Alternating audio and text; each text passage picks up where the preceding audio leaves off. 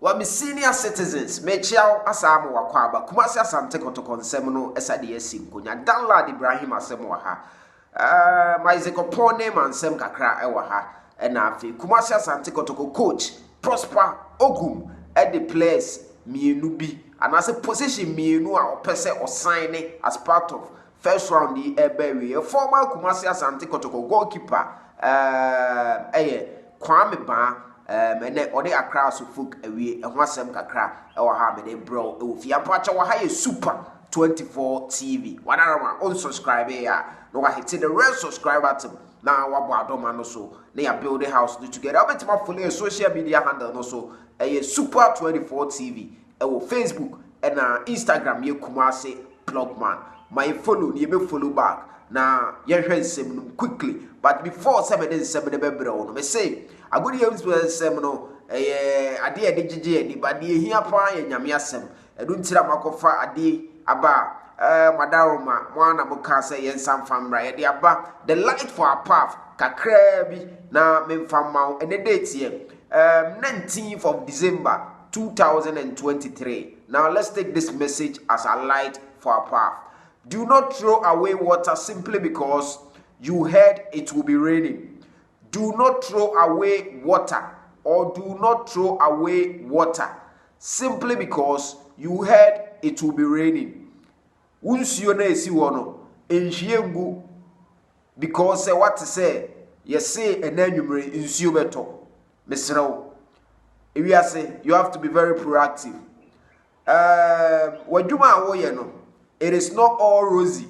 Adwuma no enya adwuma a wo enjoy bebere sa obi adwuma nya bete enti wadwuma no enkogina obi promise ode ama wo so say nipa asomasi a promise me say obe fami o big company enti majai madwuma etifie twen hwe ko sa woton kwan a sa anwoma no ema wadwim sa obeye wiase abrabo no ansa na obeye bibia no make sure say it is established ade no ye confirm pacho wati ase emfa waso nkotieti ensem enkoteki decision bia otumfo nyankopon eme yenti ase so ene the message for a light for our path no yentie na yemfa entu ye hofu. Do not throw away your water simply because you heard it will be raining. Otumfo nyankopon enkan ye ho na on guide ye yenya otumfo nyankopon light ne ne ye de na mabrago mu a mi ogidi ese bibia ye bia no ebeye yi na yebenya akatuapa enso ewo so. Now back to Kumasi Asante Kotoko. Krobi Asante Kotoko coach Prosper Ogum say ohia two positions our first round na two positions are ohia position a your friend winger the winger role no obe sign player ba akwa player no also ye winger na wase hia player ba akwa wase player no striker forward it is say two positions and na oye keen say obe add new players already. Kumasi Asante Kotoko players bi wo ha omo ye Kotoko players but yan register omo in the name of Rashid Norteh mo it's Rashid Norteh they likely so be returning players be returning but new additions need there or say either winger or striker na striker no so there you komodie no eda so gina mu pan Kotoko former striker which is Abdul Fattah Shafiu no ejina mu denden dia oba 5 January na meeting no officially ebekoso between the agents na Kumasi Asante Kotoko no ma trash bibia out eno ne de wo ho former Krobi Asante Kotoko goalkeeper ye Kwame Ba one akra so fuka she training ase Friday e da animu ya ode pen ebesi krata so na chese one has a wie because has goalkeeping department ne dey see dem Richard Atana na fuai say yamon pies obe training well na was slim it down and Richard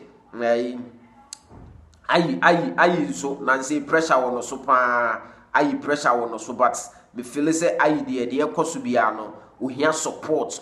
I save across to folk this year pa but unfortunately say last two games I wada elementary mistakes kakra bi and akofa nsem bia ba ye bonechi but boy no a very good goalkeeper supports via was across to folk the man also mo the man na odako no but it is confirmed across to folk